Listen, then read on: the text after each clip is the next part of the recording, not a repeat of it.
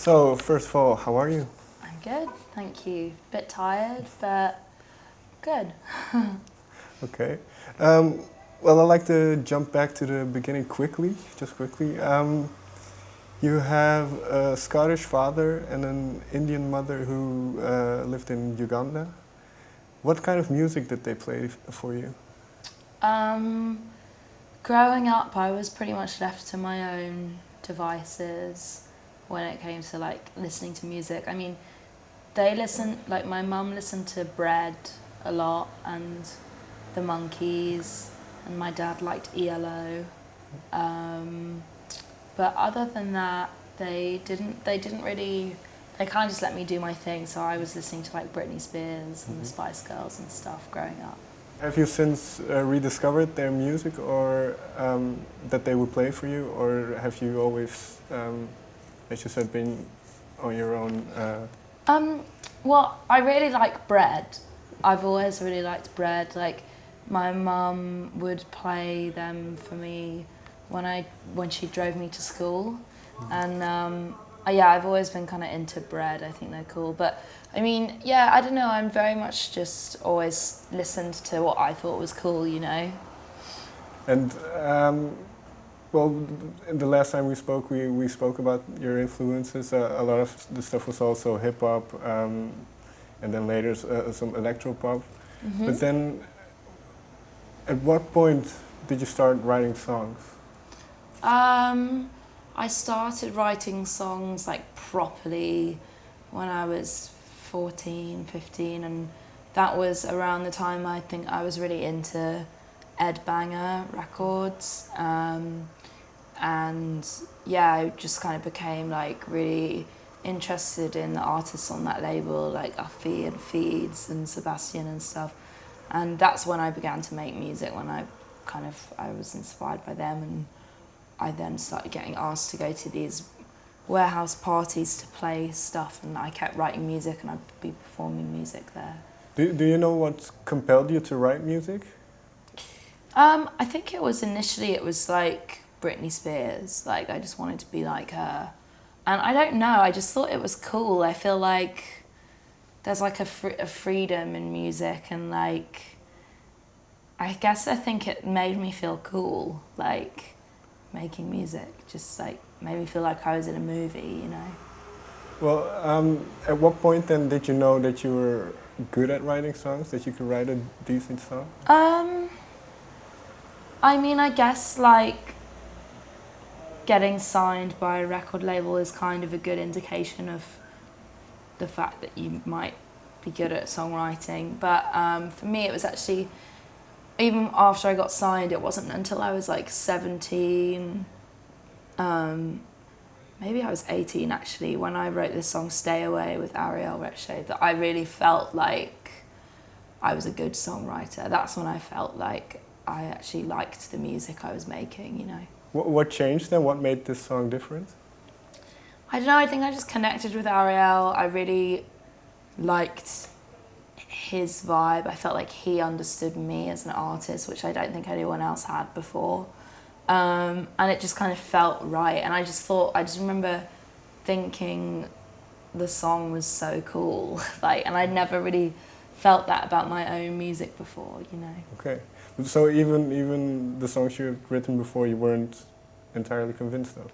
Yeah, I remember thinking that they were, I remember just thinking like, oh, I just wish my songs were cooler. Like, I was writing songs, but I didn't feel like I was totally satisfied with them until I wrote Stay Away. Did you know what was missing then? No.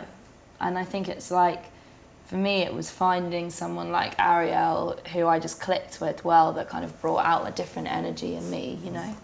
Because since then, up until now, you've done a lot of writing, but also collectively with other people. So how does this dynamic change the way you write then? Well, now I only work with people who I trust or who I feel like are, you know, good friends, especially on my own stuff, you know. Right.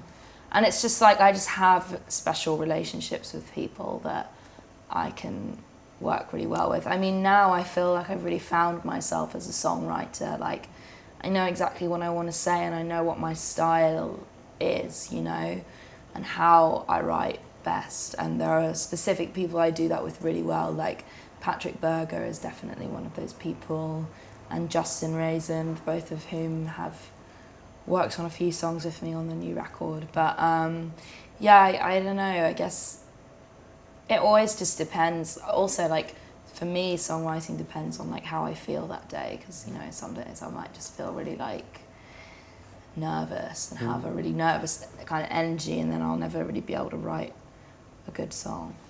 So do you set out a certain space and time to write songs, or does it happen continually? It kind of continuously happens. I mean, like, going to the studio is a different thing. That's obviously like a set time, but like just writing, like, an idea can come at any time. If I'm just like listening to a song, or like hearing a beat, or, you know, even just thinking about lyrics, like, it could come at any time. It's never like, I don't sit down and like try and, you know, say like, I'm gonna write a song now. It's just constant. It's constantly happening.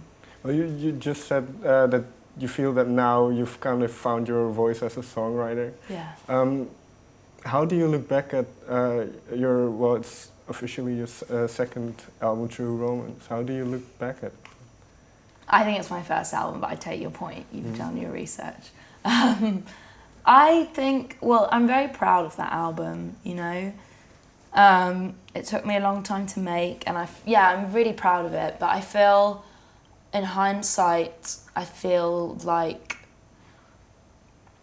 I was very consciously trying to make a cooler album. And even though, and I think it was cool, I'm so, like I said, I'm very proud of that album. I feel like I was very scared about what people thought of me, you know. At that time, I think I was very worried about reviews and, like, you know, yeah, just like what people thought, and like now. But why? I think just partially because I was young, you know, and always felt like I never kind of like quite got it right, you know, and I think I felt like a real like pressure to be like cool or whatever. And I think most young people feel that at some point in their life, or maybe they don't, I don't know, but I certainly did. And now I kind of just feel like I'm not worried about that anymore at all. And I feel like I've really made an album of all the things that are inside my brain, some of which I was definitely like too afraid to say before, and now I've just kind of like gone through this, like, the first record and then the whole like I Love It thing, and it's just like changed my view on things a lot, and I've just really like stuck to my own voice, you know. Was I Love It a turning point for you? Yeah, totally. I mean, it was a turning point in both a good way and a bad way, in the sense that obviously it really, I feel, put me on the map, so to speak, as a songwriter. But it also just, you know, like opened a lot of interesting doors in terms of like seeing how the music industry comes together and seeing like every cog turn, which I'd never seen on my own project before, because it just, you know, it wasn't like a hit record, it was just like a cool, like, good album. So it was just interesting, you know, and also like people change around a hit. Like, people who I was working with told me that happened all the time. I was just kind of surprised. Like, I don't know, it just became not about the music anymore, in part. And also it was kind of frustrating after that song just being asked to like repeat that song for other people and myself.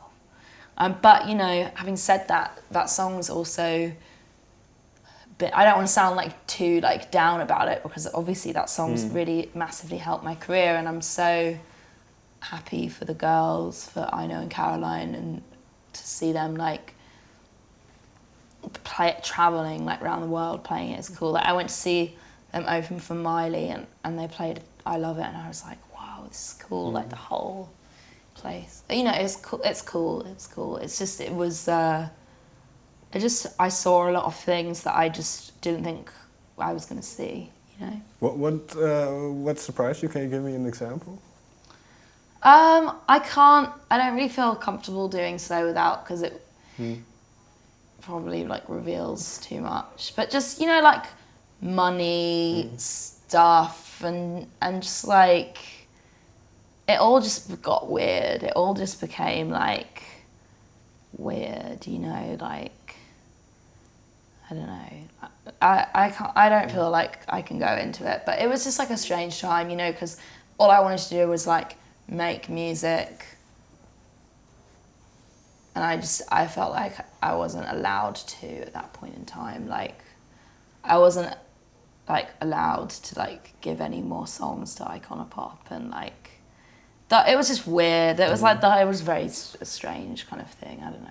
But in terms of, you mentioned the pressure you felt before. Did it help with the pressure, where the success of the song kind of gave you confidence? Yeah, and that's why it was great. You know, like for sure. I think that because that song was like 100% me, like not worrying about anything. You know, that was just me in my hotel room, just like and then that was it. You know. And so, yeah, totally, that did give me confidence as a songwriter, because I was like, oh, cool, that was just like all my brain and it kind of worked. So, yeah, for sure, it definitely did. And I don't want to sound down on the song, you know, because it's like, it's great. And yeah, it's, you know, it's great. And it's just, I'm very happy for everyone involved in that song.